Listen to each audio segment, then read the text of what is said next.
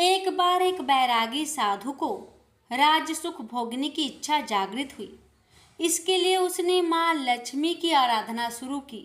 कड़ी तपस्या और आराधना से लक्ष्मी जी प्रसन्न हुई और उसे दर्शन देकर वरदान दिया कि उसे उच्च पद और सम्मान प्राप्त होगा। इसके बाद वह साधु राज दरबार में पहुंचा।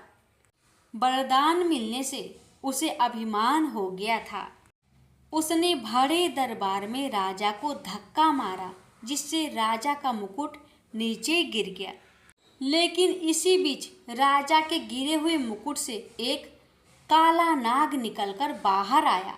सभी चौंक गए और साधु को चमत्कारी समझकर उसकी जय जयकार करने लगे।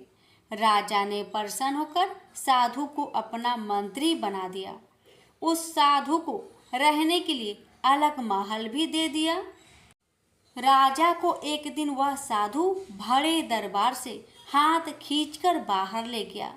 यह देख दरबारी जन भी पीछे भागे। सभी की बाहर जाते ही भूकंप आया और भवन खंडहर हो गया।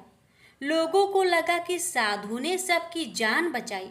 इसके बाद साधु का मान सम्मान और भी ज्यादा बढ़ गया। अब इस बैरागी साधु में अहंकार और भी ज्यादा बढ़ गया। राजा के महल में एक गणेश जी की प्रतिमा थी। एक दिन साधु ने यह कहकर वह प्रतिमा हटवा दी कि यह देखने में बिल्कुल अच्छी नहीं है। कहा जाता है कि साधु की इस कार्य से गणेश जी रुष्ट हो गए। उसी दिन से उस मंत्री बने साधु की बुद्धि भ्रष्ट होना शुरू हो गई और वह ऐसे काम करने लगा जो लोगों की नज़रों में काफ़ी बुरे थे। इसे देखते हुए राजा ने उस साधु से नाराज होकर उसे कारागार में डाल दिया। साधु जेल में एक बार फिर से लक्ष्मी जी की आराधना करने लगा। लक्ष्मी जी ने दर्शन देकर उससे कहा कि तुमने भगवान गणेश का अपमान किया है। इसके लिए गणेश जी की आराधना करके उन्हें प्रसन्न करो। साधु गणेश जी की आराधना करने लगा। उसकी इस आराधना से गणेश जी का क्रोध शांत हो गया।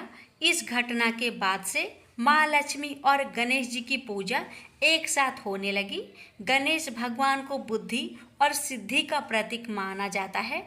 इसलिए कहा जाता है कि माँ लक्ष्मी के घर आने के बाद अगर बुद्धि का उपयोग नहीं किया जाए तो लक्ष्मी जी को रोक पाना मुश्किल हो जाता है। इसलिए दिवाली की शाम को माँ लक्ष्मी के साथ गणेश जी की प्रतिमा रखकर दोनों की साथ में पूजा की जाती है। हे लक्ष्मी माता, हे गणेश जी महाराज, इस कथा को सुनने, कहने और हुक्कार भरने वाले सभी भक्तों पर अपनी कृपा सदा बनाए रखना।